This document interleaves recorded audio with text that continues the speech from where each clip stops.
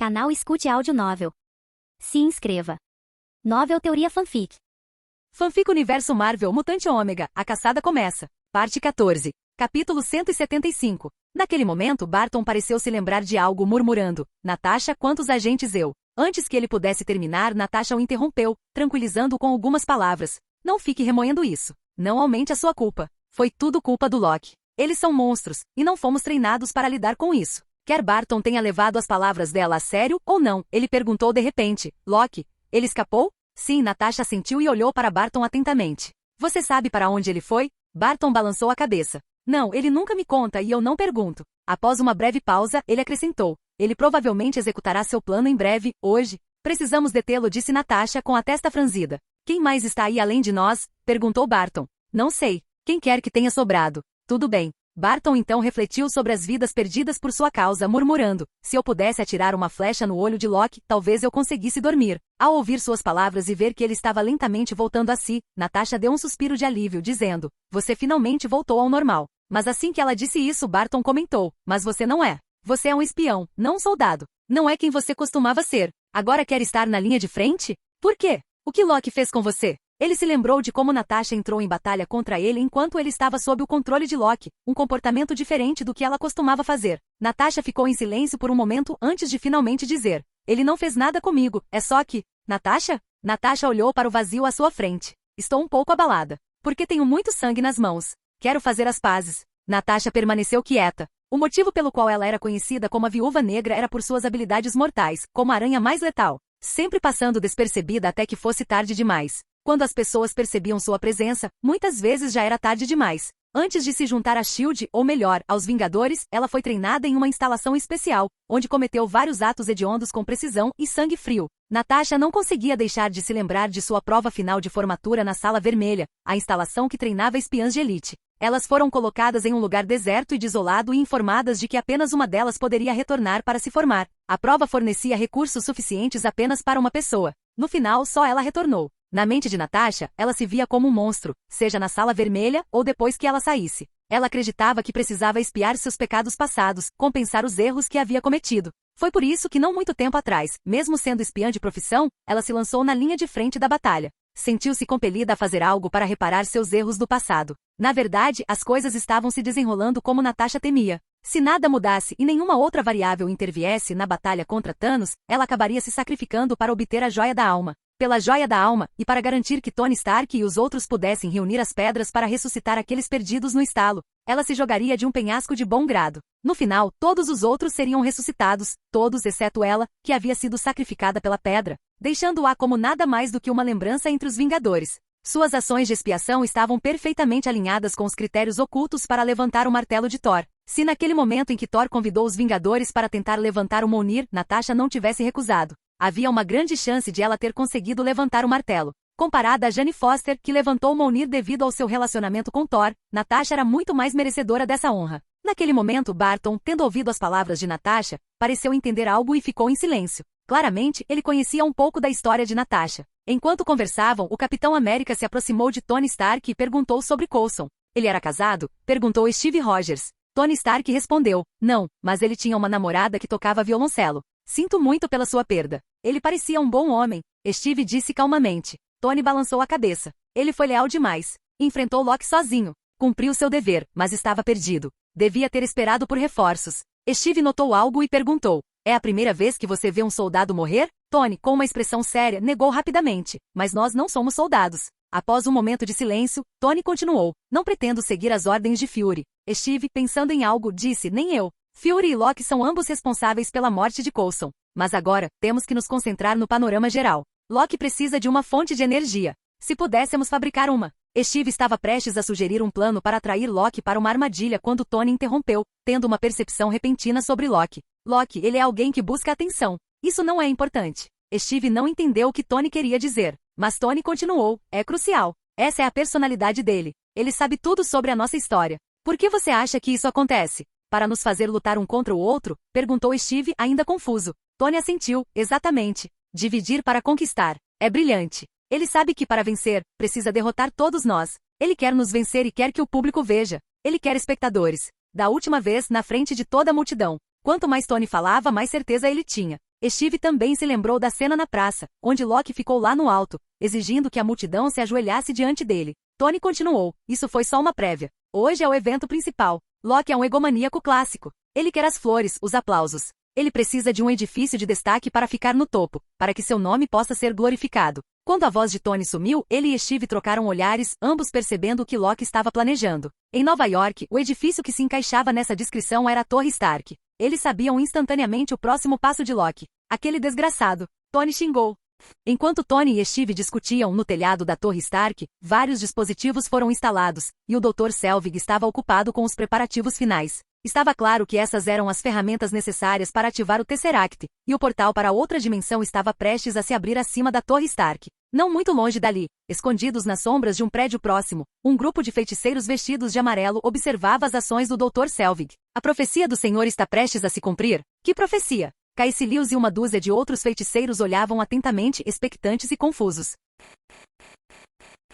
Capítulo 176. Caecilius e a dúzia de outros feiticeiros observavam os eventos que se desenrolavam no topo da Torre Stark, com os olhos cheios de uma mistura de expectativa e confusão. Só de observar, eles tiveram uma premonição de que algo significativo estava prestes a acontecer, especialmente com as informações privilegiadas de seu contato na SHIELD, que os havia informado sobre as capacidades do Tesseract. Um objeto tão divino, aliado a um equipamento tecnológico avançado, indicava claramente que a outra parte tinha grandes ambições. Naquele momento, um dos feiticeiros do grupo de Caecilius não pôde deixar de se lembrar da profecia do grande demônio. As palavras do demônio pareceram ecoar em suas mentes mais uma vez. A Terra logo enfrentaria seu destino predestinado, seria invadida. Uma grande guerra começaria, uma guerra que teria consequências de longo alcance, possivelmente levando ao evento Blip. Os corações dos feiticeiros se encheram de ainda mais curiosidade e expectativa. O que exatamente a profecia do demônio continha? Enquanto ponderavam sobre isso de volta a bordo do aeroporto-aviões da SHIELD, Steve Rogers, tendo descoberto o plano de Loki, procurou rapidamente Natasha Romanoff. Entrando na sala médica, ele avisou, precisamos nos mudar. Para onde? Perguntou Natasha confusa. Eu te conto no caminho. Antes que Natasha pudesse responder, Clint, que tinha acabado de sair do banheiro, interrompeu, eu posso voar. Logo depois, o grupo vestiu seus uniformes, pegou suas armas, arcos, escudos e muito mais, e correu em direção a um jato que os esperava. Enquanto isso no Helicarrier, o diretor Nick Fury folheava as cartas do Capitão América, aquelas deixadas por Coulson. Maria Hill, a agente magra e atraente de uniforme preto, se aproximou. Senhor, ela disse, notando as cartas manchadas de sangue nas mãos de Fury, sem conseguir parar de perguntar. Essas cartas não estavam originalmente no armário de Coulson. E não em seu casaco? Fury não negou. Admitiu abertamente, eles precisavam de um empurrãozinho. Claramente, ele havia empregado um pequeno truque, pegando os cartões do armário de Coulson, manchando-os com sangue e apresentando-os ao time como se tivessem sido encontrados na posse de Coulson. Naquele momento, o fone de ouvido de Fury ganhou vida. Um jato não autorizado decolou da plataforma 6. Nick Fury olhou para cima, bem a tempo de ver um jato se afastando em alta velocidade. Num instante, soube que deviam ser Steve e os outros. Encontraram Loki, murmurou Fury. Depois de observar o jato por alguns segundos, ele voltou a atenção para o porta-aviões, com um tom firme enquanto dava ordens pelo fone de ouvido. Quero sistemas de comunicação de volta, custe o que custar. Ele então correu para o seu escritório, dando instruções adicionais a Maria Hill pelo caminho. Preciso de atualizações constantes. Sim, senhor, respondeu Hill. Simultaneamente, Thor, recuperando sua confiança, ergueu Mjolnir, invocando raios dos céus. Enquanto isso, Tony voava sozinho em sua armadura Mark, indo direto para a Torre Stark. Enquanto Stark e os outros se movimentavam, Sid já havia chegado perto do centro de Nova York, perto da Torre Stark. De seu ponto de observação, avistou Tony Stark se aproximando à distância.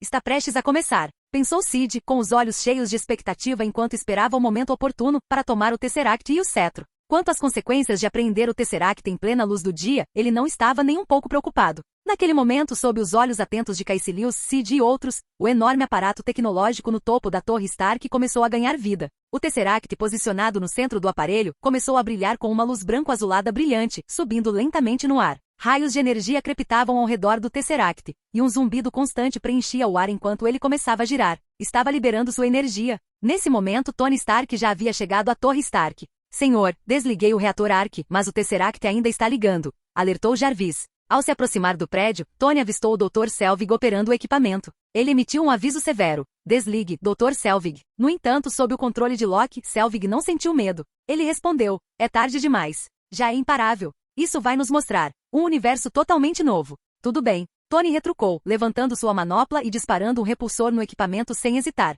Estrondo. A explosão de energia foi disparada, mas assim que atingiu o dispositivo, um escudo de energia azul, claramente alimentado pelo Tesseract, surgiu, absorvendo a explosão. O escudo não apenas repeliu o ataque, mas também refletiu a energia de volta com imensa força. Uma explosão ecoou quando a onda de choque de energia lançou Tony Stark para longe, fazendo o Dr. Selvig colidir com o prédio, deixando-o inconsciente. Observando tudo isso de longe, Sid contemplou a situação. Parecia que, como Selvig havia dito, não havia como parar o dispositivo agora, pelo menos não sem algo relacionado às joias do infinito. Geralmente apenas uma pedra podia neutralizar outra pedra ou destruí-la. A única maneira de deter esse dispositivo era com a joia da mente, ou o poder de outra pedra. Ou talvez, um poder relacionado à energia das pedras. Será que minha magia do caos pode parar essa coisa? Sid refletiu, curioso. Ele não tinha certeza se a magia do caos que havia imitado continha o poder da joia da mente. Se contivesse, poderia parar, ou até mesmo destruir, o Tesseract. Caso contrário, seria irrelevante. Tony Stark pareceu chegar a uma conclusão semelhante.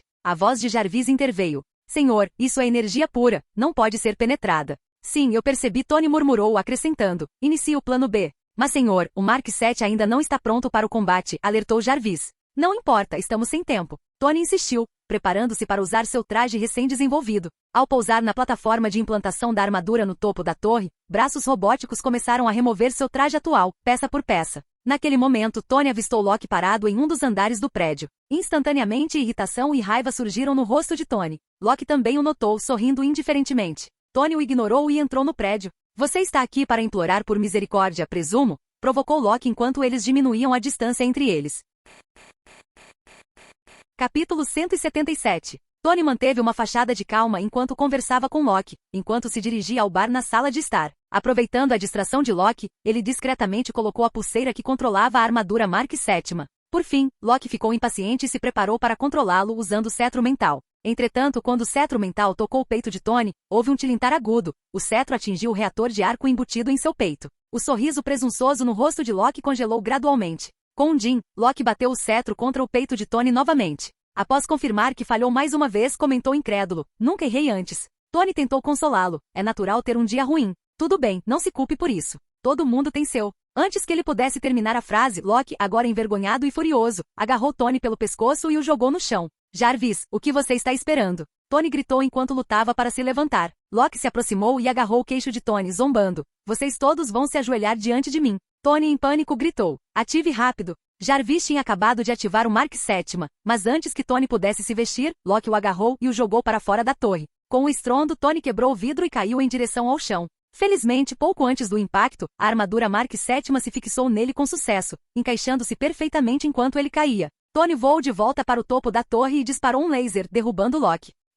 Naquele momento, o dispositivo conectado ao Tesseract foi ativado. Um raio azul e branco ofuscante foi disparado direto para o céu. As nuvens começaram a se abrir, revelando um vazio que levava a quem sabe onde, um portal. Do outro lado do portal, o comandante Chitauri e os soldados Chitauri viram o portal subitamente aberto e sentiram uma onda de excitação. No instante seguinte, uma nave após a outra voou para dentro do portal aberto. Ao cruzarem o portal, eles foram recebidos pela luz brilhante do sol e por um horizonte repleto de edifícios imponentes. O som de navios cortando o ar ecoou sobre a cidade de Nova York. Observando isso, Tony disse solenemente, vamos exército. Com isso, ele voou para o céu sem hesitar, indo direto para Chitauri que se aproximava. Enquanto isso, ali perto, Caecilius e os outros feiticeiros também testemunharam o desenrolar desse evento. Seus olhos estavam cheios de choque e admiração. A profecia do mestre se cumpriu, murmurou Caecilius reverentemente. Ao lado dele, um feiticeiro corpulento chamado Perry também falou com reverência. O deus demônio disse que a Terra encontraria seu destino e seria invadida. E isso está realmente acontecendo?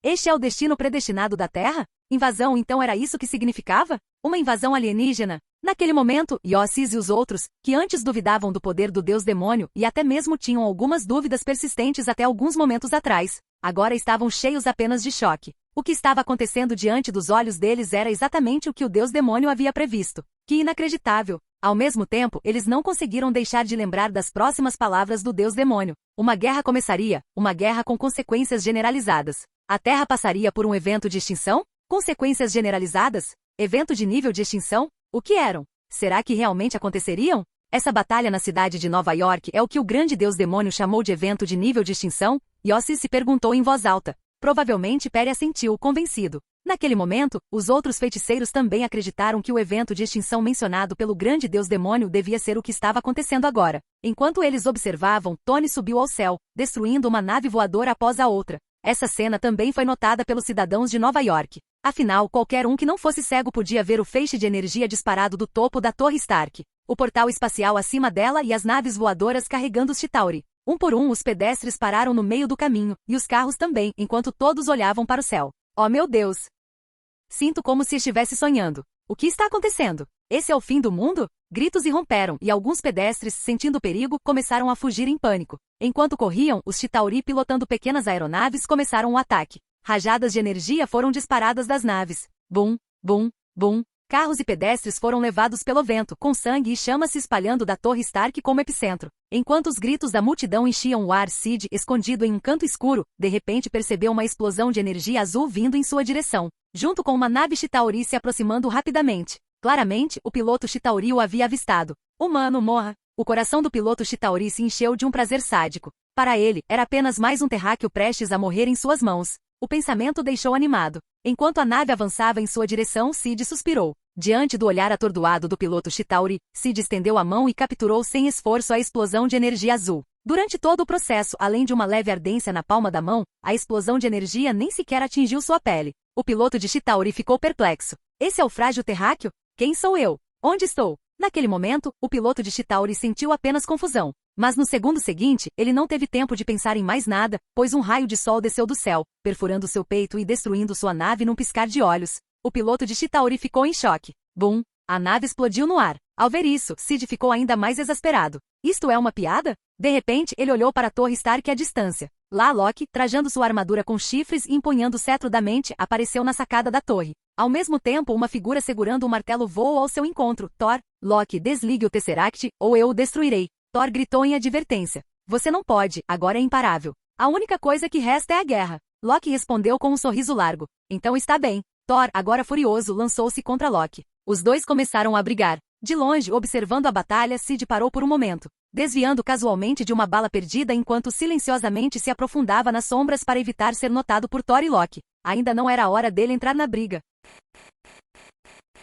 Capítulo 178. Torre Stark. Thor empunhava o Mjolnir, enquanto Loki brandia o cetro da mente. Os dois se enfrentaram ferozmente, e a batalha ocasionalmente fazia com que destroços caíssem dos prédios ao redor. Enquanto Tony lutava sua difícil batalha, uma voz feminina surgiu em seu comunicador. Stark, estamos à sua direita. Um caça se aproximava à distância, pilotado por ninguém menos que o Capitão América e os outros. Ao ouvir isso, Tony não pôde deixar de gracejar. Você pegou uma carroça de boi? Você é muito lento. Depois de seu comentário, ele continuou. Vão para Park Avenue, eu vou levar esses caras até lá. Com um enxame de naves Chitauri em seu encalço, Tony voou a toda velocidade em direção a Park Avenue. Graças aos esforços combinados, vários Chitauri foram abatidos. Senhor, mais virão, Jarvis alertou. Com certeza, assim que eles eliminaram alguns, mais Chitauri apareceram. Quando Tony começou a se sentir sobrecarregado, ele percebeu que o jato que transportava o Capitão América e os outros foi atingido na asa pelo cetro de Loki ao se aproximar dele. Felizmente, sob o controle habilidoso do Gavião Arqueiro, o jato pousou em segurança,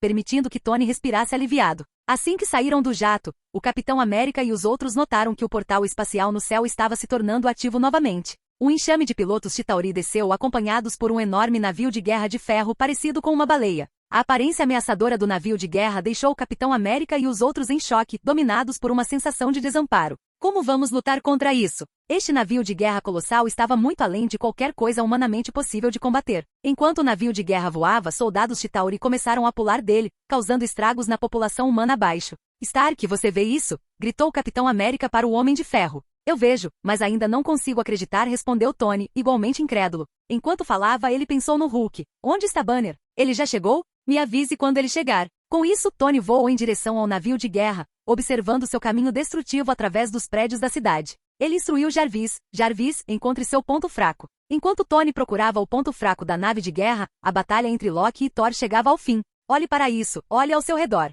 Thor disse enquanto continha Loki, gesticulando para que ele observasse a destruição. Loki olhou ao redor e viu os incêndios da guerra se espalhando pela cidade, com os prédios tomados pelas chamas. Você acha que isso vai acabar com o seu reinado? Thor perguntou com raiva. Loki, abalado pela brutalidade da guerra, sentiu uma pontada de medo quando as palavras de Thor foram assimiladas. Embora tivesse esses pensamentos, quando Thor o confrontou, Loki respondeu. É tarde demais para impedir isso. Enquanto falava, ele olhou novamente para a cidade de Nova York em chamas, perdido em pensamentos. Não, podemos impedir isso juntos. Thor implorou, tentando persuadi-lo. Loki se virou para encarar Thor. Depois de alguns segundos, a rebeldia tomou conta de seu coração. Quanto mais Thor falava assim, mais Loki queria se opor a ele, relutante em admitir que estava errado. No momento seguinte, Loki sacou uma arma com espinhos e rapidamente esfaqueou Thor na lateral. Thor, enfraquecido, soltou Loki e agachou-se no chão, segurando seu abdômen. Loki, com uma expressão fria, zombou, tolo sentimental. Mas antes que Loki pudesse reagir, Thor se levantou inesperadamente e o socou. Pego de surpresa, Loki foi rapidamente dominado, chegando a perder o cetro da mente ao cair no chão. Sem pensar no cetro, Loki rolou para fora da Torre Stark e pousou precisamente em uma nave Chitauri. Thor só pôde observar enquanto Loki escapava. Enquanto isso, após alguma análise, Tony lançou seu ataque ao navio de guerra. Ele disparou uma saraivada de pequenos mísseis, atingindo perfeitamente o navio de guerra. Embora não tenha causado muitos danos, chamou a atenção do navio de guerra. Tudo bem, consegui a atenção dele. Qual é o próximo passo? Enquanto Tony voava à frente, ele tentou disparar rajadas de laser e outros ataques contra o navio de guerra, mas nenhum deles fez mais do que arranhar a superfície. Ao ver isso, Tony sentiu uma profunda sensação de impotência. À distância, o Capitão América e os outros observavam seus esforços fracassarem. Quem poderia derrotar essa coisa? Além do Hulk, que não estava aqui, quem poderia lidar com isso? Enquanto eles estavam desesperados, sem saber o que fazer, Sid, escondido em um canto próximo, também notou o navio de guerra se aproximando rapidamente. Dada a proximidade com a Torre Stark, era inevitável que a nave de guerra entrasse em contato com ele se não fosse controlada. Problemático. Sid imediatamente se sentiu irritado.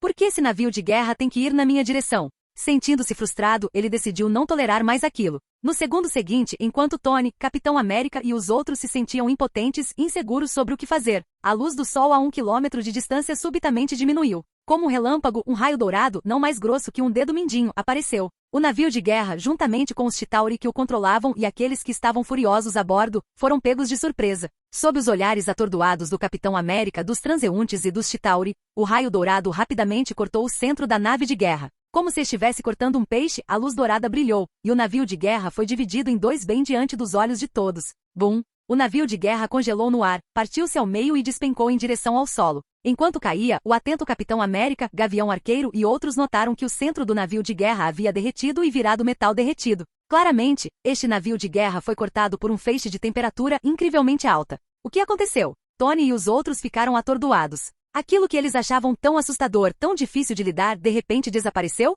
O que foi isso? Enquanto permaneciam ali, em choque, os Chitauri, que haviam presenciado a cena, ficaram igualmente atônitos e furiosos, incapazes de acreditar no que acabará de acontecer. Quem fez isso? É impossível. Apenas um mero humano. Um terráqueo poderia ter feito isso?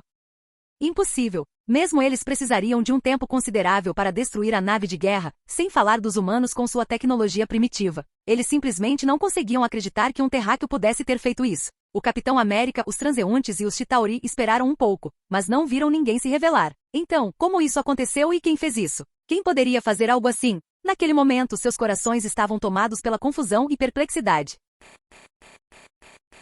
Capítulo 179. Em meio à confusão, a batalha parou por um momento antes de recomeçar. No céu, Loki suprimiu suas dúvidas e retomou o comando dos Chitauri. Todas as unidades avancem. Para choque do Capitão América e dos outros, um número impressionante de navios de guerra semelhantes a baleias desceu do céu, tantos que parecia impossível. Naquele momento, uma nave de guerra ainda maior emergiu do portal espacial. Loki, você me decepcionou. Eu confiei a você este exército, e mesmo assim você ainda não lidou com esses humanos, disse uma criatura humanoide vestida de preto, cuja aparência era horrível para os padrões humanos, no topo do enorme navio de guerra. Com apenas um olhar, Loki reconheceu quem era, o comandante Chitauri. Loki não esperava que esse cara ousasse atravessar o portal. Enquanto pensava nisso, ele notou vários navios de guerra passando pelo portal, cercando o comandante Chitauri. Em tal situação, mesmo que um ataque ocorresse repentinamente, ele atingiria primeiro os navios de guerra ao redor do comandante. Ouvindo as palavras do comandante, Loki respondeu rapidamente. Você já considerou que seu exército pode ser muito fraco?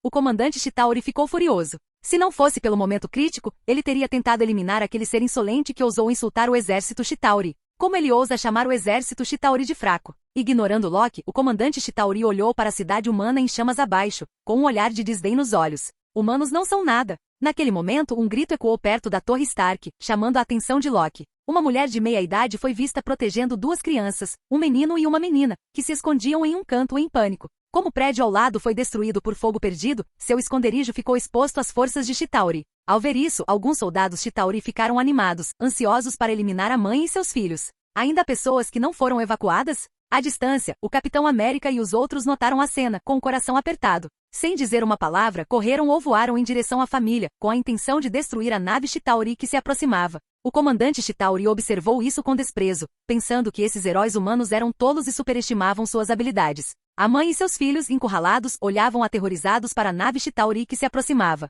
De repente, antes que o Capitão América pudesse alcançá-los, um grupo de figuras negras apareceu, chamando a atenção de todos. Havia pelo menos uma centena deles, rapidamente se aglomerando em direção à área. O que são essas coisas? O comandante Chitauri ficou momentaneamente atordoado. Até Loki ficou perplexo, incapaz de identificar o que eram aquelas figuras humanoides. Enquanto eles e os soldados Chitauri estavam perplexos, Tony, o Capitão América e o recém-chegado Hulk os reconheceram instantaneamente, assim como a mulher e seus filhos. Meu Deus, são os robôs sentinelas. A mulher de meia-idade, Mercy, exclamou surpresa. Seus olhos se encheram de esperança enquanto ela gritava alegremente, estamos salvos. Até as duas crianças, de cerca de 8 ou 9 anos, estavam com os olhos arregalados de excitação, batendo palmas de alegria. No céu, o comandante Chitauri e Loki notaram as expressões de alegria nos rostos dos humanos. O que são essas coisas que podem deixar esses humanos desesperados tão felizes? O comandante Chitauri e Loki trocaram olhares confusos. Naquele momento, uma nave Chitauri se aproximou da mãe e seus filhos. A conversa foi transmitida ao comandante Chitauri e a Loki por meio de seus dispositivos de comunicação. A mulher, sorrindo aliviada, tranquilizou as crianças. Esses robôs sentinelas foram projetados para combater os mutantes Ômega Messias e Cavaleiro Branco. Com eles, certamente seremos salvos. Mãe, que ótimo! Esses alienígenas não podem nos matar agora. As crianças, agora radiantes, até pararam de chorar, com lágrimas de felicidade enchendo seus olhos. Loki e o comandante Chitauri trocaram outro olhar. Do que essa mulher humana e essas crianças estão falando? O comandante Chitauri ficou incrédulo. Ele não conseguia acreditar no que tinha acabado de ouvir. Que aquela mulher humana e aquelas crianças realmente achavam que aquelas figuras negras os salvariam e que os Chitauri não poderiam matá-los. Como isso é possível? Eles estão sonhando? O comandante Chitauri zombou, pensando que aqueles humanos eram completamente tolos por acreditar que algumas figuras humanoides negras poderiam derrotar o exército Chitauri. Embora tivessem inúmeros soldados Chitauri por trás deles, sem mencionar sua tecnologia avançada, ele não estava preocupado com essas figuras negras. Fossem o que fossem, eles não poderiam detê-los, todos seriam destruídos. Além disso, ao ouvir que essas coisas foram projetadas para lutar contra alguém chamado Messias e Cavaleiro Branco, o comandante ficou ainda mais desdenhoso. Messias? Cavaleiro Branco? Alguns mutantes Ômega? Só 2 humanos? Ridículo! A ideia de que algo feito para lutar contra 2 humanos pudesse ser usado contra o exército Chitauri não era risível? Era como formigas criando armas para combater bactérias e achando que poderiam desafiar o Sol, completamente absurdo. À distância, a Viúva Negra, o Capitão América, o Gavião Arqueiro, o Hulk e Tony se reuniram. O que são essas armas humanas? Thor perguntou, levantando a cabeça, surpreso. O Capitão América respondeu imediatamente. Essas coisas são robôs sentinelas, projetados principalmente para combater o Messias e o Cavaleiro Branco. Ambos são mutantes Ômega, os principais alvos dos robôs sentinelas. Ao ouvir a explicação do Capitão América, os olhos de Thor se encheram de surpresa e dúvida. Robôs sentinelas? Messias e Cavaleiro Branco? Mutantes Ômega? Esses pedaços pretos realmente podem lutar contra o exército Chitauri? Usar algo projetado para lutar contra 2 chamados humanos Ômega contra um exército inteiro? Até Thor estava hesitante neste momento. Nesse momento, sob os olhos atentos do comandante Chitauri, Loki, Thor, Tony e os outros, os robôs sentinelas entraram em ação. Capítulo 180. Mais de 100 robôs sentinelas negros se moveram em uníssono, avançando rapidamente em direção às forças Chitauri. Sob os olhares atentos do Capitão América, Loki, do comandante Chitauri e outros, cada um desses robôs começou a demonstrar habilidades especiais. Boom! Um robô sentinela abriu a cabeça e um raio laser amarelo avermelhado foi disparado, atingindo instantaneamente uma nave Chitauri próxima. Com uma explosão, a nave foi destruída no ar. Após neutralizar seu alvo, o sistema lógico do robô sentinela processou a situação e imediatamente focou na nave Chitauri mais próxima. No momento seguinte, voou em sua direção. E esta foi apenas uma das demonstrações mais básicas. O que realmente chocou Loki, Thor, o comandante Chitauri e os outros foram os outros sentinelas. O corpo de um sentinela se transformou em uma forma prateada metálica, e ele começou a voar pelo ar, atingindo até mesmo um navio de guerra semelhante a uma baleia. Ele pulou sobre o navio e começou a atacá-lo com seus braços. Não importa como os Chitauri retaliaram, eles mal conseguiram danificar o sentinela. No final, foi preciso um soldado Chitauri usando uma arma de energia especial para finalmente causar algum dano ao sentinela, e mesmo assim, a dificuldade do processo foi impressionante. Além disso, havia sentinelas capazes de controlar cristais, congelando naves Chitauri no ar, uma habilidade que claramente pertencia a Ian. um dos 12 discípulos do Messias. Depois de capturar Ian, Alexander Rod o deteve em uma nova instalação, permitindo que os sentinelas replicassem e carregassem seus poderes para uso a qualquer momento. Locke, o comandante Chitauri, e Thor testemunharam esses sentinelas implantando uma habilidade especial após a outra. Enquanto os sentinelas atacavam, as forças Chitauri sofreram pesadas perdas. Ao ver isso, o comandante Chitauri ficou cheio de descrença. O exército deles, as poderosas forças Chitauri, estavam sendo temporariamente retidas por essas máquinas negras feitas pelo homem? Impossível! Como os humanos poderiam criar algo assim? O comandante Chitauri balançou a cabeça em descrença. A cena diante dele estava além de sua imaginação. Humanos seriam capazes de criar máquinas tão aterrorizantes? De repente, um ponto crítico lhe ocorreu. Locke ouvia aquela mulher humana dizer que essas máquinas negras foram feitas para lutar contra os chamados mutantes Ômega? 2 humanos? Ele se virou para Locke, que estava ao seu lado. Locke, que estava igualmente chocado, assentiu, confirmando que tinha ouvido corretamente. Nesse momento, o comandante Chitauri só conseguiu murmurar, surpreso, algo criado para lutar contra 2 humanos? Está sendo usado para lutar contra nosso exército Chitauri? Um pensamento assustador começou a se formar em sua mente. Até Locke parecia estar considerando a mesma coisa. Essas máquinas aterrorizantes produzidas em massa foram projetadas para combater apenas 2 pessoas? 2 humanos? Mutantes Ômega? Então, quão poderosos aqueles 2 deviam ser? Estariam eles pensando demais? Os 2 trocaram um olhar, com os olhos cheios de descrença e suspeita. Ao longe, Thor estava igualmente atordoado, boquiaberto, enquanto se virava para o Capitão América e os outros. Ei, vocês nunca me disseram que tinham armas tão secretas que poderiam ser usadas contra o exército Chitauri. Viúva Negra, Capitão América, Gavião Arqueiro, Hulk e Tony ficaram todos igualmente chocados. Eles só tinham visto os sentinelas lutarem contra Messias e o Cavaleiro Branco, 2 mutantes Ômega. Em suas mãos, os sentinelas eram como brinquedos facilmente destruídos. Eles nunca imaginaram que esses sentinelas pudessem ser tão eficazes em combate. Naquele momento, eles perceberam que tinham subestimado a situação. O Messias e o Cavaleiro Branco poderiam lidar facilmente com os sentinelas, mas isso não significava que eles eram fracos. Apenas destacava o quão aterrorizantes aqueles 2 mutantes Ômega eram. Após se recuperar do choque, Natasha explicou. Esses sentinelas pertencem a outro departamento. Fury tentou se envolver, mas os senadores o rejeitaram então. Eles não esperavam que os sentinelas aparecessem aqui. Ao ouvir a explicação de Natasha, Thor ainda ficou um pouco confuso. Essas coisas são chamadas de sentinelas? E eles foram feitos para lutar contra mutantes Ômega? Assim como Locke e o comandante Chitauri, ele também percebeu o problema subjacente. Algo tão poderoso foi criado para lutar contra apenas 2 humanos? Thor achou tudo isso difícil de acreditar e confuso. Com os sentinelas agora em combate, a pressão sobre o Capitão América e os outros diminuiu repentinamente. O comandante Chitauri, cujo rosto já estava sombrio, agora parecia ainda mais sombrio. Embora tivessem muitos soldados, e aqueles que passavam pelo portal fossem apenas uma fração de suas forças, se eles confiassem apenas em números,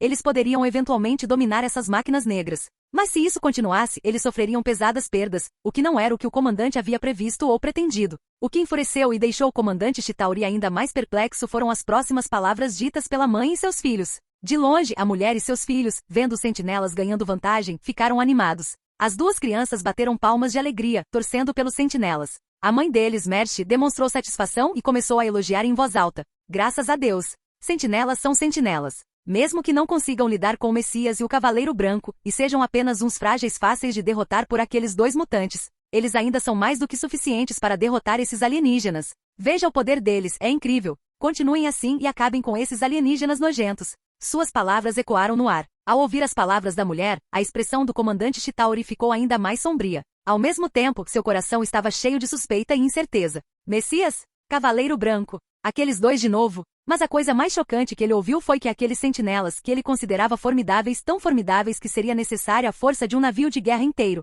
parecido com uma baleia para derrubá-los, eram meros peixes pequenos contra aqueles 2? Em sua mente, a força dos sentinelas deveria ter lhes dado uma vantagem contra o Messias e o Cavaleiro Branco, talvez até mesmo matando-os. Mas o que essa mulher havia dito? Aqueles poderosos sentinelas foram facilmente derrotados por aqueles 2 humanos? Naquele momento, o comandante Chitauri ficou incrédulo. Ele não conseguia acreditar. Muitos soldados Chitauri também ouviram as palavras da mulher, causando comoção entre eles, com os corações cheios de descrença e choque. Até mesmo Locke, naquele momento, sentiu que a mulher estava exagerando. Ela estava realmente contando mentiras tão descaradas? A essa altura, o comandante Chitauri já havia se recuperado do choque e declarou confiante. Aquela mulher humana deve saber que estamos bisbilhotando. Então ela está dizendo isso deliberadamente para minar nosso moral.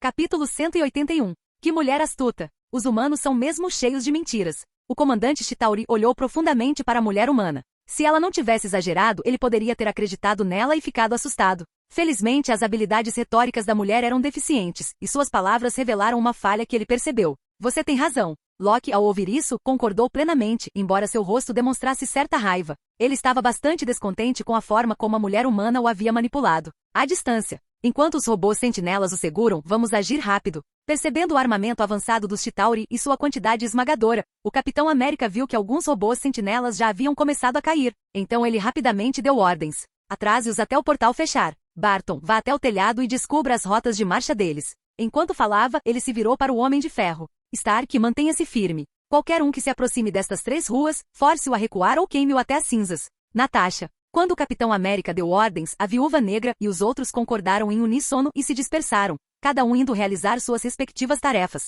Precisa de uma carona? Gavião Arqueiro olhou para Stark. Segure firme e não caia. Com isso, Tony agarrou Barton pelas costas e voou até o topo de um prédio alto. Ao chegar ao telhado, Gavião Arqueiro começou a observar as rotas enquanto desenhava flechas e as disparava de forma intermitente. Sovosh, sovosh, sovosh. Flechas explosivas foram disparadas, cada uma atingindo seu alvo com precisão milimétrica. Explosões ecoavam continuamente. Naquele momento, Thor, empunhando seu martelo, pulou em um telhado próximo. Ao erguer o Mjolnir bem alto, o céu imediatamente se encheu de nuvens, e grandes raios logo caíram. Thor então os direcionou para a área próxima ao portal. Bom, bom, bom. Raios caíram, forçando Loki e o comandante Chitauri a se aproximarem do portal e caírem no chão, com os rostos cheios de raiva. No processo, várias aeronaves Chitauri também foram destruídas pelo raio. Enquanto isso, Hulk, encorajado pelo Capitão América, saltou entre os prédios, atacando continuamente os Chitauri. Quanto ao Capitão América, depois de dar uma instrução final à Viúva Negra, ele saiu correndo para resgatar uma mãe e suas 2 filhas à distância. Vendo isso, a Viúva Negra não a seguiu. Sem fechar o portal, não importava quantos Chitauri eliminassem, não conseguiriam eliminá-los. Aproveitando o momento, ela corajosamente pulou em uma aeronave Chitauri. Depois de despachar o piloto Chitauri, ela assumiu o controle da aeronave e voou em direção ao telhado da Torre Stark, preparando-se para tentar desligar o Tesseract. Antes que Natasha pudesse chegar à Torre Stark, o Dr. Selvig, que havia desmaiado no telhado mais cedo, lutou para recuperar a consciência. Devido ao impacto que o deixou inconsciente, ele se libertou do controle mental de Loki. Ao ver as naves Chitauri voando sobre sua cabeça e a destruição generalizada, ele sentiu um profundo sentimento de medo e arrependimento por suas ações anteriores. Naquele momento, Natasha chegou perto na aeronave Chitauri. Ela saltou no ar, pousando no telhado da Torre Stark. Olhando fixamente para o Tesseract que emitia continuamente grandes quantidades de energia, a Viúva Negra se viu momentaneamente insegura sobre como lidar com ele. Seu cetro. De repente, uma voz surgiu atrás dela. Era o Dr. Selvig. Doutor? Natasha se virou. Antes que Natasha pudesse perguntar, o Dr. Selvig continuou explicando.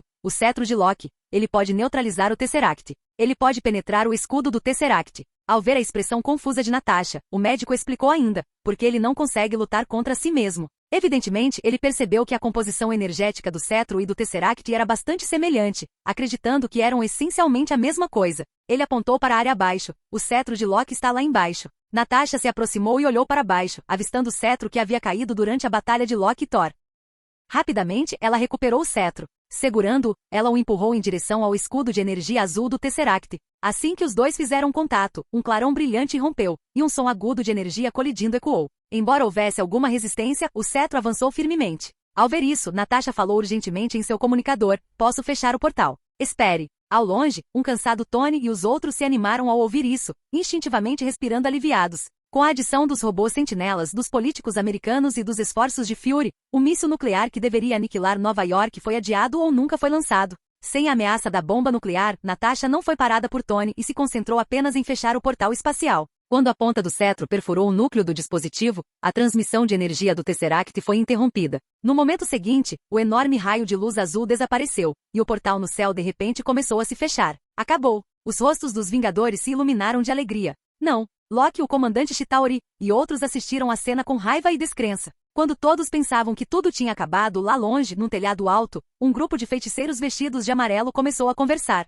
Observando o telhado da Torre Stark, o corpulento Perry ficou animado. Senhor Caecilius, a profecia do grande demônio chegou ao fim? Ele então perguntou solenemente: devemos recuperar o Tesseract? E aquele cetro? Parece um verdadeiro tesouro. Se o pegarmos e oferecermos ao grande demônio, ele certamente nos recompensará. Ao ouvir suas palavras, Caecilius, que antes não tinha certeza do que fazer em seguida, de repente seus olhos brilharam. Ele sabia que era bem possível. Além disso, com a maior parte dos Chitauri exterminados, o evento estava quase no fim. Esta era a melhor oportunidade de tomar o Tesseract e o cetro. Com os olhos de uma dúzia de feiticeiros sobre ele, Caecilius sorriu e assentiu. Perry e os outros imediatamente ficaram radiantes de alegria. Enquanto o rosto do comandante Chitauri se contorcia de raiva e os Vingadores suspiravam aliviados, acreditando que a batalha havia terminado. Um portal amarelo de faíscas de fogo se abriu de repente no topo da Torre Stark para todos verem. O que é isso? O comandante Chitauri, Loki, o Capitão América e os outros olharam atônitos. Canal Escute Áudio Novel.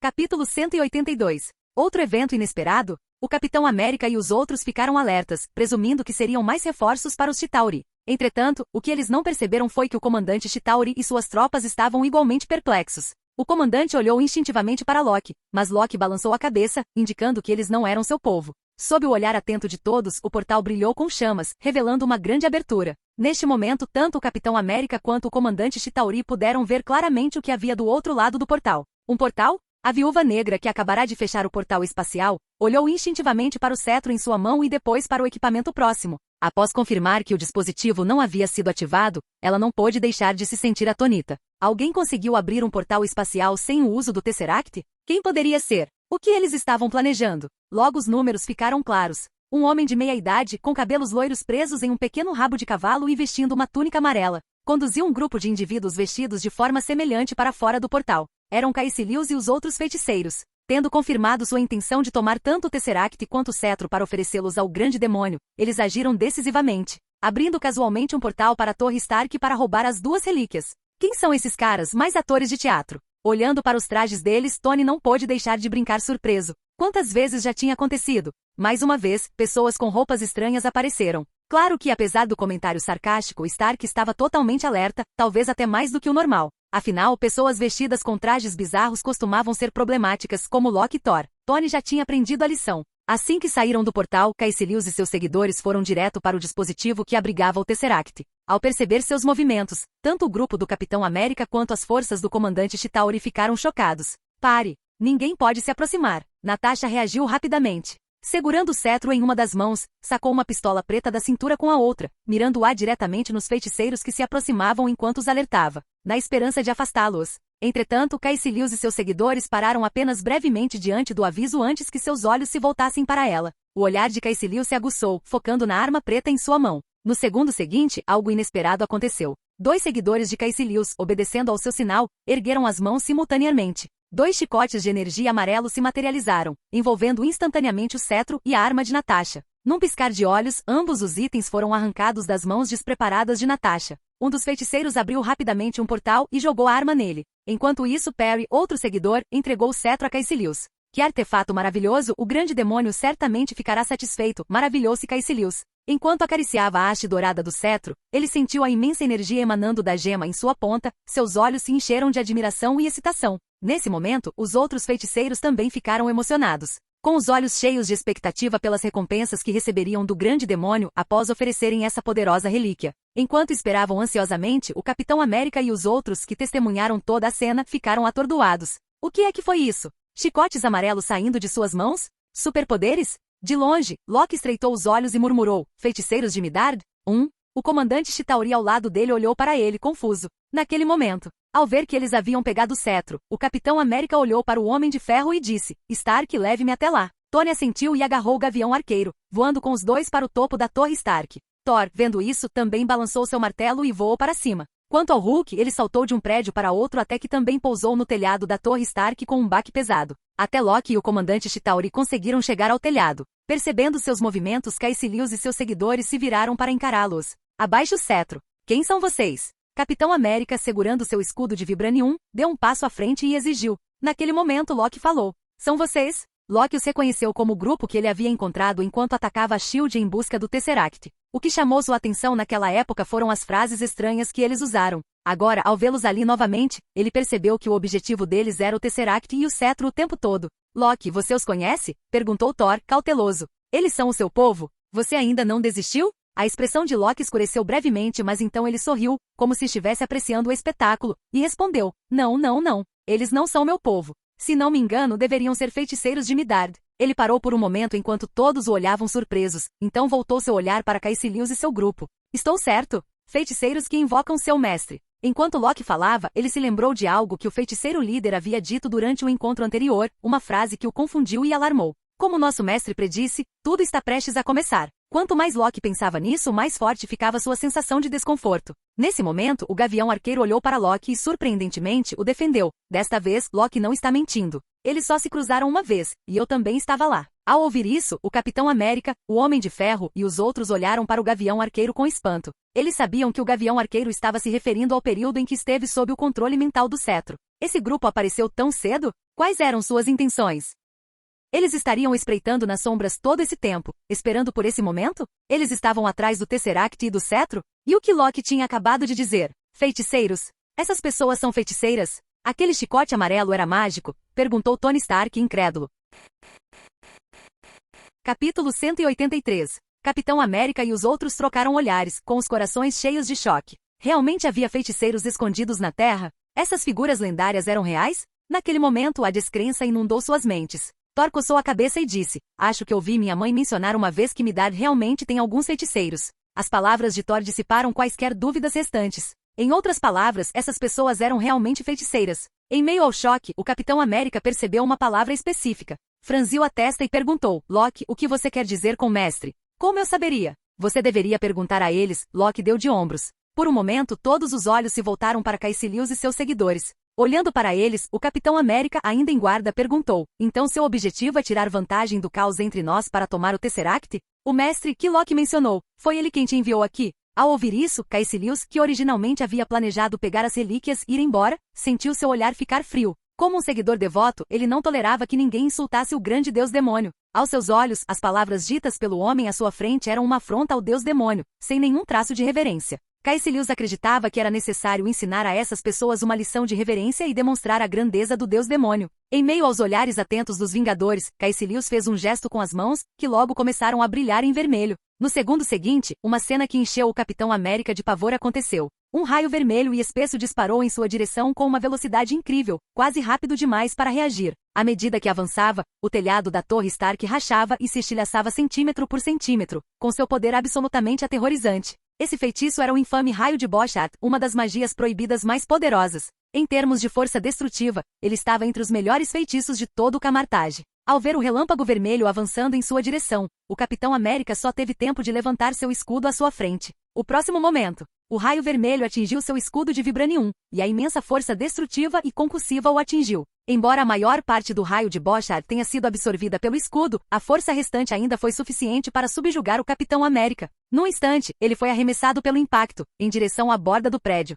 Ele mal conseguiu se agarrar à borda no último segundo, evitando cair. Todo o evento aconteceu tão rápido que ninguém teve tempo de reagir. Tony correu e puxou o Capitão América de volta. Foi então que todos notaram o estado do Capitão América. Seu corpo estava carbonizado e havia um leve cheiro de carne queimada. Stark e os outros ficaram atordoados. Isso foi mágica? E tão poderoso? Um ataque deixou o Capitão América em um estado tão miserável? No segundo seguinte, Stark levantou a mão, Natasha sacou outra arma e Thor agarrou seu martelo com força. No entanto, apesar das posturas agressivas, Caecilius permaneceu calmo, com o olhar fixo no Capitão América que já estava exausto. Ele disse severamente, Mortal, você é arrogante demais. Não demonstra nenhuma reverência, nenhuma compreensão do que significa ter medo. Aquilo foi só uma pequena lição. Se você ousar falar desrespeitosamente do meu mestre novamente, não serei tão misericordioso. Kug, o Capitão América tossiu algumas vezes, gesticulando para que os outros se contivessem. Ele perguntou, quem exatamente é o seu mestre? Vocês são todos seguidores deste ser mágico? Enquanto todos esperavam por uma resposta, Caecilius, imperturbável pela insistência do Capitão América, respondeu reverentemente.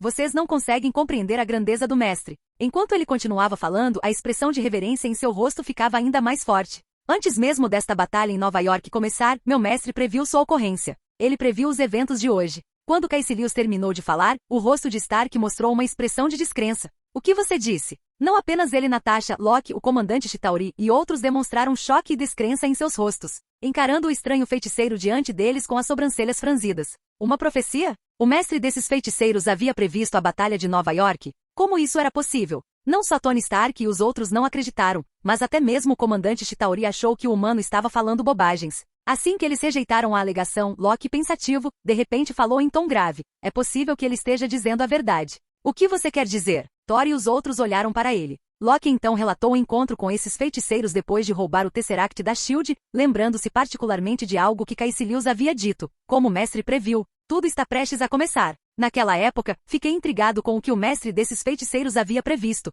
o que estava prestes a acontecer. Agora entendo o que eles queriam dizer. Os olhos de Loki brilharam de apreensão. Assim que Loki terminou, o Gavião Arqueiro assentiu, confirmando a história. Ele também ouvirá aquelas palavras enigmáticas dos feiticeiros, embora não as tivesse entendido na época. Agora, tudo fazia sentido. Nesse momento, Tony Stark e os outros ficaram em choque. Existiu realmente algo como profecia? Essa guerra havia sido prevista antes mesmo de começar? Pelo mestre desses feiticeiros? Naquele momento, o comandante Chitauri, cheio de descrença, murmurou: existe realmente tal ser na Terra? Ouvindo seus murmúrios, Caecilius olhou para ele e disse: meu mestre não é da Terra. Ele é o grande deus demônio dimensional. Natasha e os outros ficaram confusos, mas os olhos de Loki e Thor se arregalaram em choque. Deus demônio dimensional? Thor exclamou, incrédulo. Ao ouvir as palavras atordoadas de Thor, Stark e os outros imediatamente voltaram o olhar para ele. Thor, você sabe de uma coisa? Perguntou o Capitão América. Thor assentiu, explicando: ouvi meu pai e minha mãe mencionarem isso. Um deus demônio dimensional é uma existência semelhante a um deus, com vida eterna e poder aterrorizante.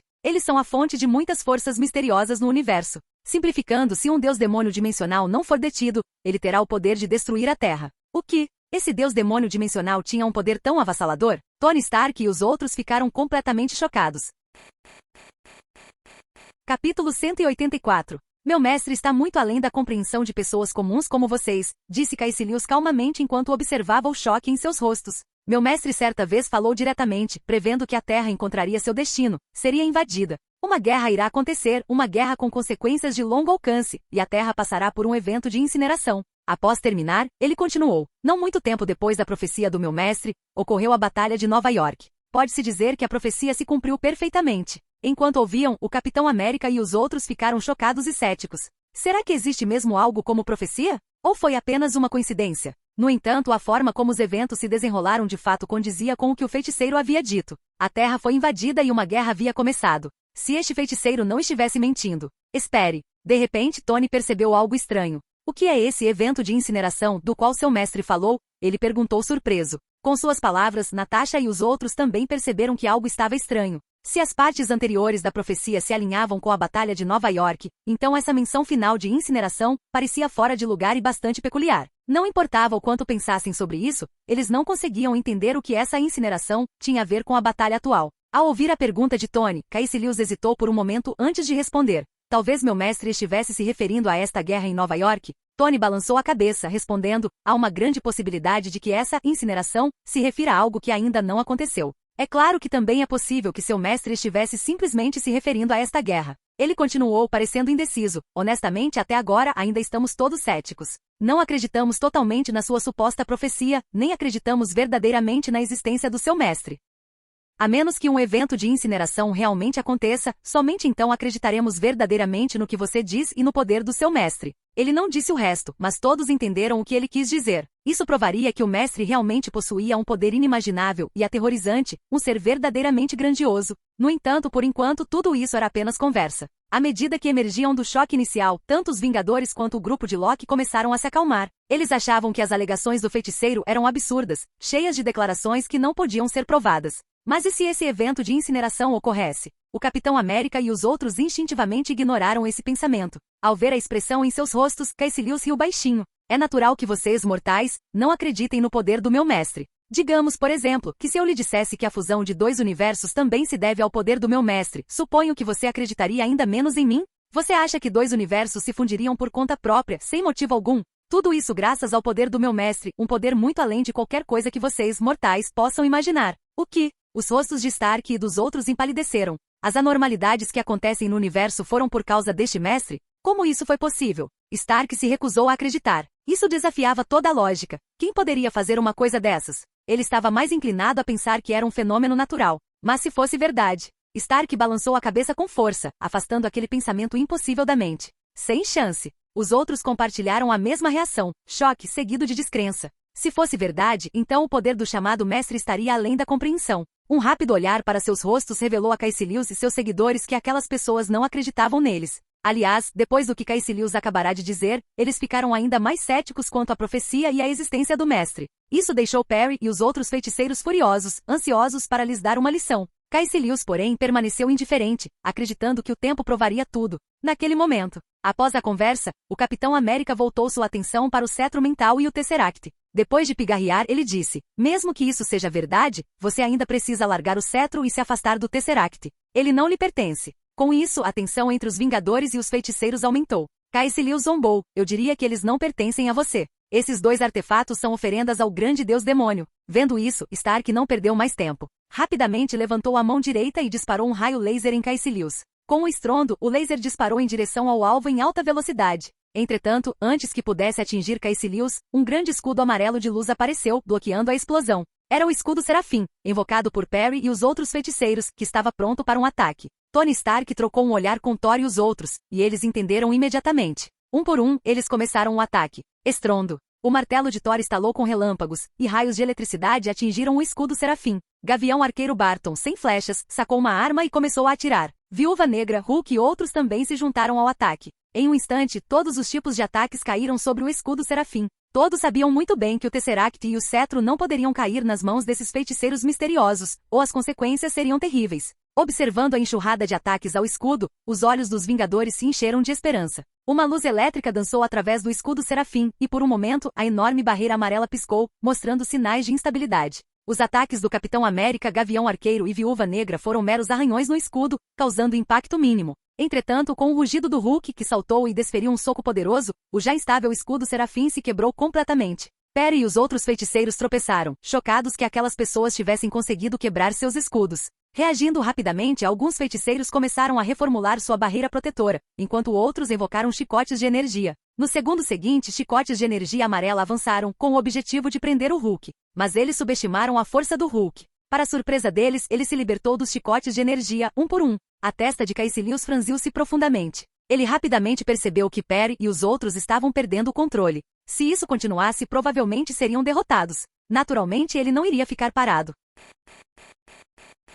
Capítulo 185. Deixe-me mostrar o poder que o deus demônio me concedeu, disse Caecilius friamente. No momento seguinte, sob os olhos atentos e chocados de Tony Stark e dos outros, um símbolo apareceu na testa de Caecilius, uma marca em forma de sol. Assim que o símbolo apareceu, Sid, escondido nas sombras, imediatamente sentiu que Caecilius havia esgotado sua energia luminosa e agora estava tentando tomá-la emprestada dele. O que ele está tentando fazer? Sid levantou uma sobrancelha. Embora curioso, ele ainda tomou a decisão mental de emprestar temporariamente sua energia luminosa. Não, era o poder divino da luz. Sentindo a energia da luz lentamente drenar de seu corpo e fluir em direção a um local desconhecido, Sid decidiu ignorá-la. Comparado ao consumo de energia luminosa pelo uso de habilidades como partículas pretas, essa quantidade era insignificante. Ou talvez ele sempre tenha subestimado a qualidade da energia luminosa dentro dele. Apesar do grande consumo de energia ao usar poderes como as habilidades de Orochi ou a magia caótica, ambas técnicas de alto nível, o consumo de energia parecia maior apenas por causa da natureza poderosa das habilidades. Por outro lado, a magia de Caecilius, apoiada por energia luminosa emprestada, era muito menos exigente. Os feitiços e gestos da magia reduziam ainda mais a energia necessária. Enquanto Sid ponderava, Caecilius, de pé no topo da Torre Stark, parou de repente. Sentiu um poder divino de qualidade superior fluindo para ele. O que foi isso? Após um breve momento de surpresa, Caecilius percebeu o que estava acontecendo. Seus olhos se encheram de reverência. Este é o verdadeiro poder divino do deus demônio? No segundo seguinte, ele sentiu sua magia fluir ainda mais suavemente, e seu alcance se expandiu significativamente. Enquanto Caecilius se maravilhava com essa nova força, Tony e os outros sentiam que algo estava errado. O espaço ao redor deles parecia estar mudando. Enquanto eles pensavam nisso, Caecilius soltou uma risada fria ali perto. No momento seguinte, Tony Stark e os outros viram o espaço ao redor começar a se inverter. Uma cidade pairava de cabeça para baixo acima de suas cabeças, e a Torre Stark se partiu em duas. O chão e os edifícios começaram a se despedaçar, flutuando e girando em todas as direções. Estava claro que Caecilius havia lançado um feitiço de dimensão espelhada. Originalmente, ele não seria capaz de realizar tal feito, mas desde que ele tomou emprestado o poder divino do deus demônio, a magia se tornou fácil. A dimensão do espelho, como o nome sugere, era um reflexo do mundo real. Qualquer destruição causada nela não afetaria o mundo real. Isso permitiu que os feiticeiros liberassem todo o seu poder sem medo de se expor ou causar danos a espectadores. Eles podiam até mesmo manipular os edifícios dentro da dimensão do espelho para atrapalhar e atacar seus inimigos. Com o aceno da mão direita de Caecilius, a metade da Torre Stark onde Tony Stark e os outros estavam virou de cabeça para baixo em um instante. Meu Deus! Dr. Selvig gritou. Sob a influência da gravidade, ele e o grupo do Capitão América despencaram em direção ao chão. Se eles caíssem no chão, todos, exceto super-humanos como o Capitão América e a Viúva Negra, certamente morreriam. Tony reagiu rapidamente, pegando cada um deles no ar e pousando desajeitadamente. Mal conseguindo sobreviver à queda, o Capitão América e os outros olharam ao redor em choque. Tudo num raio de 800 ou 900 metros estava um caos. Os edifícios eram desconexos e retorcidos, dando a impressão de que haviam caído em um sonho. Isso ainda é mágica? Naquele momento, tanto a equipe do Capitão América quanto Loki, sentado em segurança em sua aeronave por enquanto, ficaram chocados. De repente, alguém se lembrou das palavras anteriores de Caecilius. Esse é o poder concedido pelo Deus Demônio? O Deus Demônio poderia ser real? Não houve tempo para refletir sobre o espanto, pois os prédios próximos começaram a cercá-los, forçando-os a fugir em pânico. No telhado da Torre Stark, Caecilius sorriu enquanto continuava manipulando o espaço, com o objetivo de matar todos eles. Se as coisas continuassem assim, apenas Tony Stark, Thor, Hulk e Loki estariam seguros por enquanto. Os demais estariam em grave perigo, possivelmente até perdendo a vida em um instante. Entretanto, em sua manipulação implacável do espaço, Caecilius havia ignorado um certo grupo, aqueles que haviam escondido sua presença há algum tempo. Um grupo de robôs sentinelas negros emergiu de sua furtividade e apareceu no telhado da Torre Stark. No segundo seguinte, eles lançaram seu ataque contra Caecilius e seus seguidores. Lasers amarelos e vermelhos dispararam em direção a eles, enquanto cristais começaram a se espalhar por seus corpos. O que? Caecilius ficou surpreso. Ele imediatamente interrompeu a manipulação da dimensão do espelho e rapidamente invocou o escudo Serafim. Quando ele parou, o espaço começou a se estabilizar, permitindo que Tony e os outros tivessem um momento para avaliar a situação. De relance, eles viram Caecilius no telhado da Torre Stark, usando o escudo Serafim para se defender de dezenas de raios laser, bem como dos robôs sentinelas que haviam aparecido. Apesar do desgosto pelos robôs sentinelas, Tony e os outros não conseguiram deixar de se sentir aliviados. Diante do ataque repentino dos robôs sentinelas, nem mesmo o escudo Serafim com poderes divinos conseguiu resistir por muito tempo, acabando por se despedaçar sob a barragem de tiros de laser. Vendo isso, o Capitão América e os outros trocaram olhares complexos. Acabou? Esses fanáticos que adoravam um deus sombrio estavam realmente prestes a morrer? Loki e o comandante Chitauri, observando de suas aeronaves, estavam cheios de alegria. No telhado, Caecilius e seus seguidores ficaram desesperados. Não lhes restava tempo para lançar outro feitiço. Vamos morrer, incapazes de servir mais ao Deus Demônio, e a mente de Caecilius estava cheia de imagens de sua esposa e filhos, como se estivessem acenando para ele. Quando Caecilius e seu grupo estavam prestes a encontrar o fim, e enquanto o Capitão América e os outros assistiam com emoções complexas, algo inesperado aconteceu. Uma camada de luz vermelha apareceu ao redor de Caecilius e seus seguidores. Os lasers que haviam sido parcialmente bloqueados pelo escudo Serafim, agora atingiam a luz vermelha diretamente. Entretanto, esse fraco brilho vermelho se manteve firme, bloqueando as dezenas de raios laser. O que é isso? Capitão América, Tony Stark, Loki e o comandante Chitauri olhavam atônitos. Até mesmo Caecilius e seus seguidores ficaram perplexos. Que poder era esse? Como ele conseguiu suportar tantos lasers? O que tinha acabado de acontecer? De repente, o som de passos ecoou.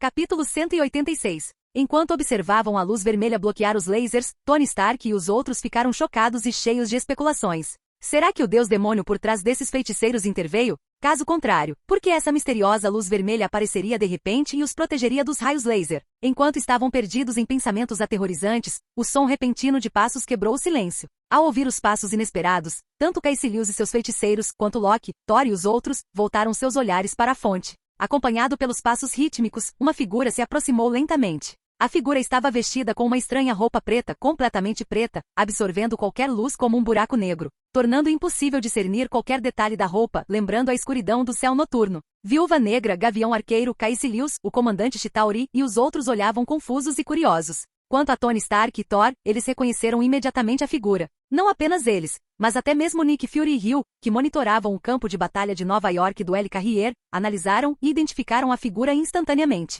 É aquele misterioso Asgardiano? Outro filho de Odin, o rei de Asgard? Qual é o objetivo dele e por que ele está aqui? Nick Fury franziu as sobrancelhas com força. Tudo parecia estar indo tão bem. Tomara que nenhuma variável inesperada surja. Fury rezou silenciosamente em seu coração. De volta ao campo de batalha em Nova York. É aquele cara misterioso, Tony Stark murmurou. Observando a figura negra caminhando lentamente à distância, Natasha se virou e perguntou surpresa. Você o conhece? Você esqueceu? Há um tempo, eu te contei sobre um homem misterioso de preto que encontrei. É ele? É ele? O rosto de Natasha demonstrava espanto. Do que você está falando? Perguntou um gavião arqueiro confuso. Quem é esse cara? Tony olhou para ele. Na época, o gavião arqueiro estava sob o controle de Loki, então ele não estava no porta-aviões para saber disso. Fazia sentido que ele não soubesse. Rapidamente Tony explicou. É uma longa história, explicarei mais tarde. Você está dizendo que ele é? Fazendo uma pausa, Tony disse gravemente. Ele pode ser outro deus de Asgard, irmão de Thor. Ao ouvir isso, o rosto do gavião arqueiro se encheu de espanto e descrença.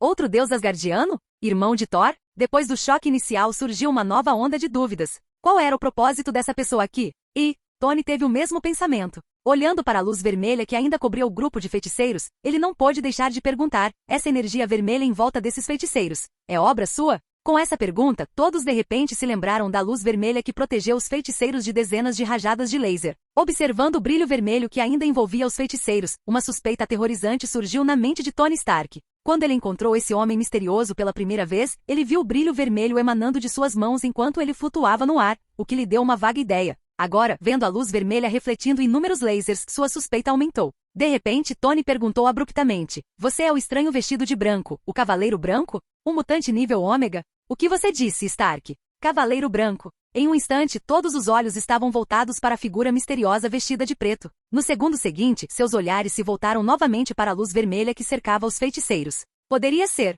Todos sabiam que o poder de nível Ômega do Cavaleiro Branco se manifestava como um brilho vermelho. Seus olhos se arregalaram em descrença enquanto olhavam para a figura de preto. Olhando para Tony Stark e os outros, Sid respondeu calmamente: eu disse que nos encontraríamos novamente. Naquele momento, Thor, ouvindo a conversa, ficou completamente confuso. Ei, do que você está falando? Que Cavaleiro Branco? Espere, você não está falando sobre. Enquanto falava, Thor de repente percebeu algo, seu rosto se encheu de choque enquanto olhava para o misterioso homem de preto. Será que seu possível irmão pode ser esse tal mutante Ômega? A mente de Thor estava confusa. Claro, tudo isso ainda era apenas especulação. Sem evidências sólidas, tudo não passava de palpite. Não muito longe. Loki e o comandante Chitauri tinham expressões que oscilavam entre descrença e espanto. Cavaleiro Branco. Um mutante nível Ômega? Os robôs sentinelas foram projetados para lidar com ele? Eles não eram estranhos ao nome Cavaleiro Branco. Não muito tempo atrás, uma certa mulher humana mencionou esse nome diversas vezes. A princípio, quando a ouviram dizer que os robôs sentinelas construídos para lidar com dois seres humanos, eram feitos para lidar com seu exército Chitauri, eles riram do absurdo de tudo isso. Entretanto, depois de testemunhar o poder dos robôs sentinelas, eles ficaram chocados ao descobrir o quão formidáveis eles realmente eram.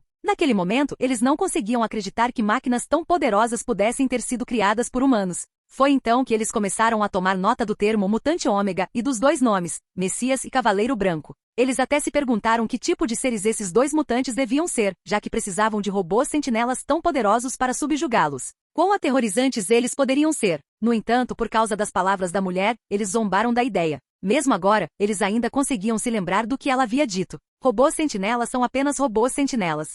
Mesmo que não consigam lidar com o Messias e o Cavaleiro Branco, esses mutantes os derrotariam facilmente, mas contra alienígenas como você, os robôs são fáceis de derrotar. Os robôs sentinelas que eles lutaram para destruir com sua nave-mãe, supostamente não eram nada mais do que brinquedos para os mutantes?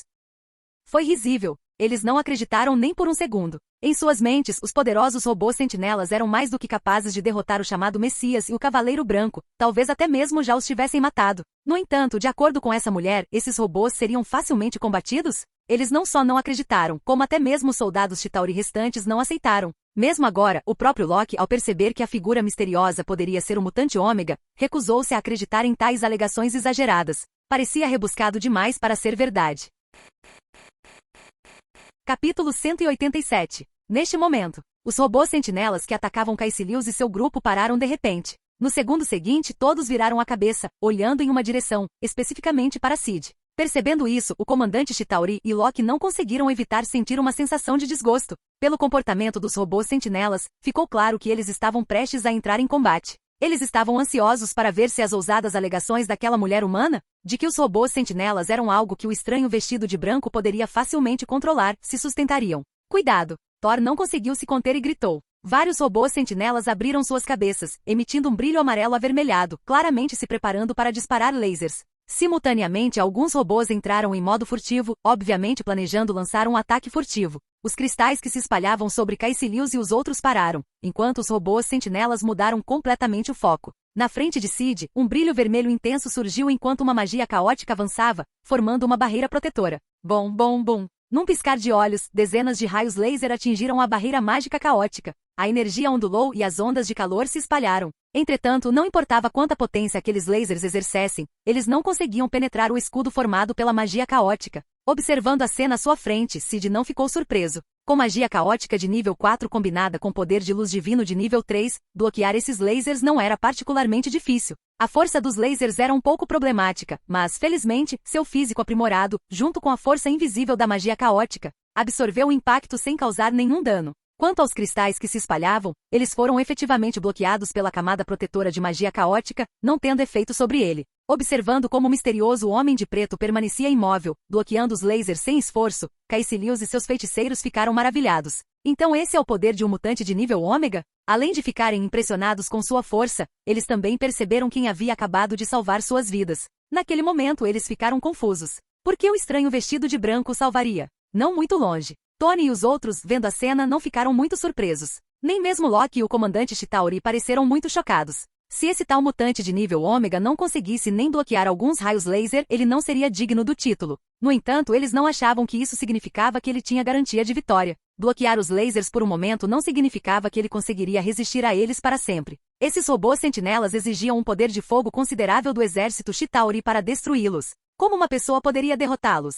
Agora eles estavam apenas esperando para ver quanto tempo ele resistiria antes de ser derrotado ou fugir. De repente Loki pensou em algo e se sentiu inquieto. Esse cara, será que ele está invocando Mjolnir novamente? Na visão de Loki, a força de Sid devia vir inteiramente do martelo. Sem ele. Enquanto pensavam nisso, Sid, ainda bloqueando os raios laser, ficou cada vez mais impaciente. Ele estava pensando em qual habilidade usar para eliminar esses robôs problemáticos rapidamente. Depois de pensar um pouco, ele percebeu que a identidade e as habilidades do estranho vestido de branco dificultavam lidar rapidamente com os robôs. Usar os poderes de Orochi resolveria facilmente o problema, mas infelizmente, após um breve momento de frustração, Sid lembrou-se da capacidade de controlar a luz do sol, um aspecto do seu poder de luz divina. Quando ele estava prestes a concentrar a luz do sol em uma área de 700 a 800 metros em raios para atacar os robôs, uma sensação estranha surgiu de repente nele enquanto ele lançava magia caótica. A sensação durou apenas um segundo, um pensamento fugaz. Mas naquele breve momento os robôs sentinelas que estavam atacando implacavelmente mudaram abruptamente.